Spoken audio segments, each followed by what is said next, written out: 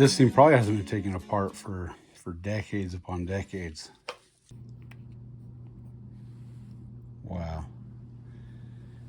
This is pretty cool. This really is like opening up a time capsule from history. Very rough cut.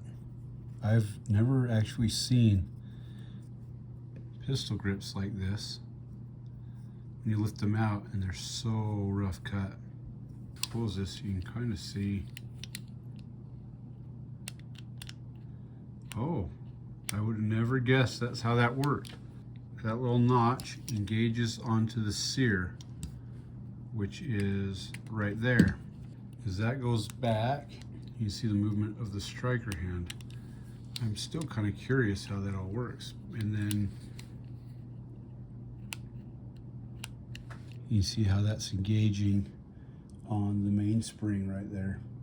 But in one sense, you really have a revolver. It's just you have the firing pin revolving around a chamber and barrels which stay in place. What an ingenious little concept. It would be cool if somebody made this again. And I was curious if this side would be just as rough.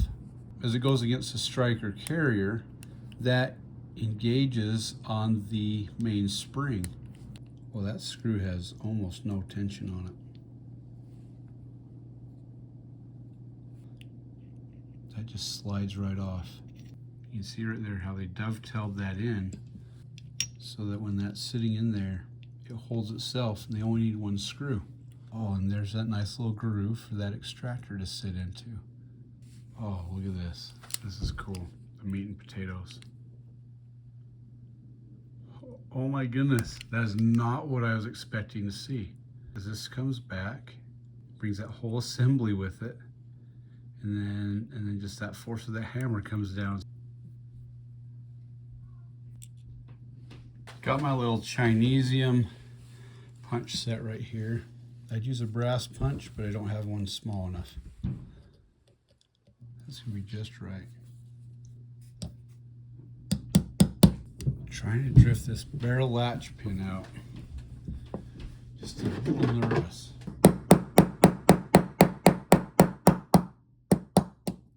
There we go.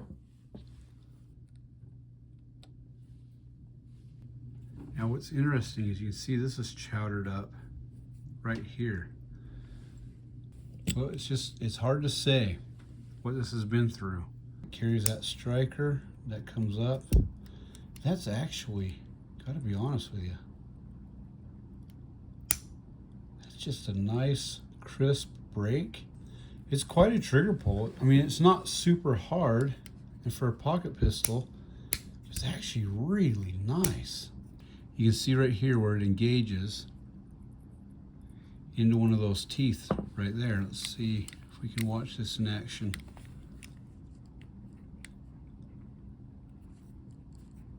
On this side. So that's going to go forward, slam forward. Oh, and it catches right there. Look at that. Oh, that one just come right out. No effort, almost, to get it to there. This is the barrel hinge pin right here. I thought the barrel would come out. Oh, there we go. Wow. Now here's another cool part. The last three numbers of the serial number are on the barrel. Also indicates that this is one of the variant threes. Now this is called the trigger stop screw, but mine is more of a pin than a screw. Hey Bluefish, how are you doing? I was gonna scare you. I know. Did you get scared? I totally did. So we've got that trigger spring and this plunger right here. Oh, look at that. It's just a nail. What the crap? That's not the original. That is awesome right there. So, I mean, this clearly had some work done on it, and they replaced that with a nail, a little brad nail. And that makes a little bit of sense why that's more rusted than really any other part of the gun. I love this. I think sometimes we get lost today, and we often aren't as ingenuitous as we ought to be.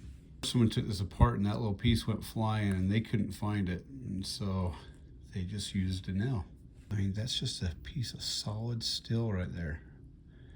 It's been machined and milled and filed, hand fitted, and I am glad I got that because I can come in here, clean up that, and also lube it up really well. If there's a piece on this that's machined superbly, that's this one right here. Beautiful work they've done. Okay, so that's going to come back and out. It just pushes right against here on the back of the frame. And talk about the world's smallest gun frame. My goodness, it's just a handle. If there wasn't so much corrosion, I would leave some of this stuff just alone, but we do want to make sure we get this thing protected.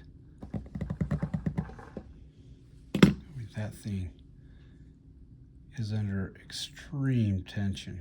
I knew that if I was filming it, I'd never get it and this thing would go flying, but it wasn't too bad. I just put this assembly down on the table,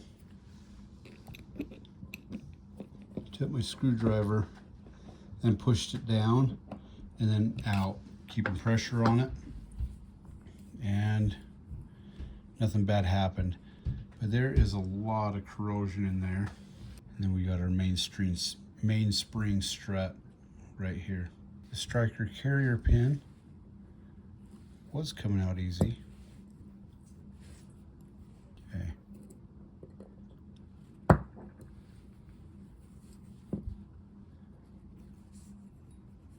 And you see there's a spring around it. Okay. What's these? We take this out right here. And then there's that little spring right there. Just super rudimentary, but this thing was working like a champ. Now we have that out. Oh, that falls right out. You see you have this little clip right here that's holding in the striker. And now that we have it out, look at that. We can freely spin that thing around. Okay, so this holds in the striker. It also provides a spring for the sear. What's that thing? This? No, the other. This? Yeah. It's called a sear. Oh.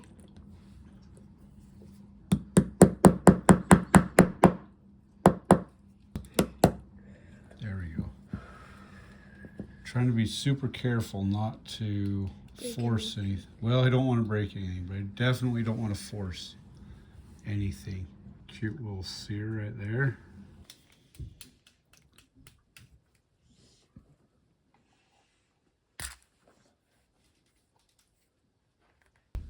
All right, I thought I screwed that up. That is just a very, very thin piece of metal.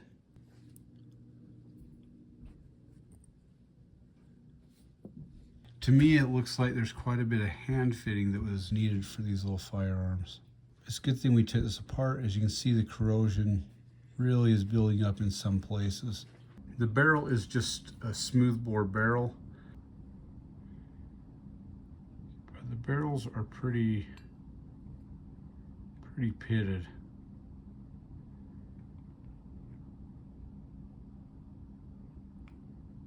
The only piece that I did touch up was this nail, but it was just bare steel. These parts just weren't made for this. And so I put a little bit of cold blue on there, oiled it up, and it was less for looks, but more for protection. So that's the only thing that I did touch up. I figured it wasn't original, so that'd be all right.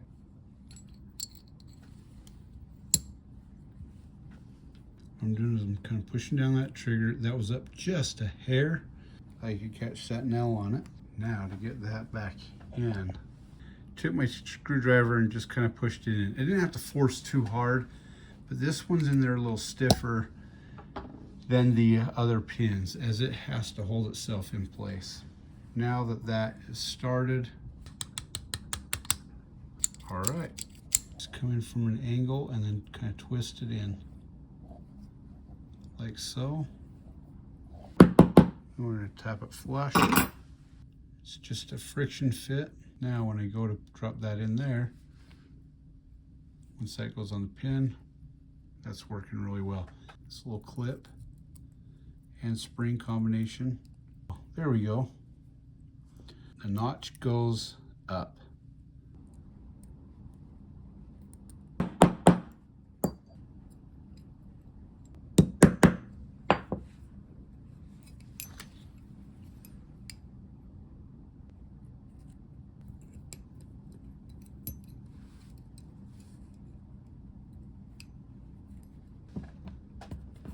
Careful here. Oh, shoot.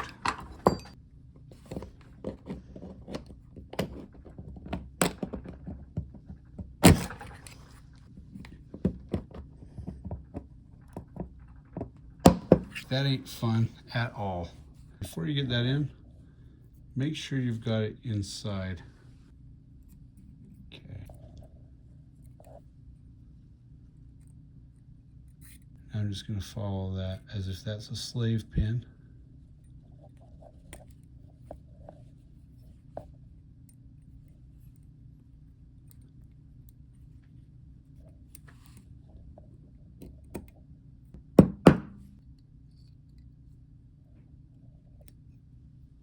That comes back, should be spinning that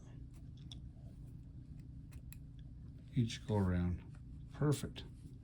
So that's just going to slide into that little dovetail groove right there.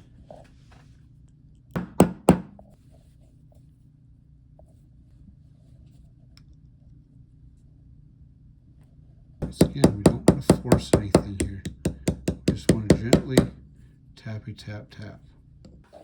Come over here, that looks good. Now as a function test, we can watch this. Got to be real careful. We don't want to dry fire this. That would be a lot of stress on this relatively thin frame.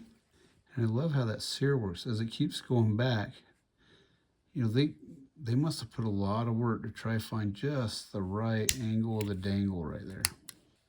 And there you go. The brownie plate goes on very last. If you look at the grips, this one has the groove for the extractor, this one doesn't. I'm going to get these put on after the video. Thanks for taking the journey with me. I hope everybody has a great day. Keep your stick on the ice.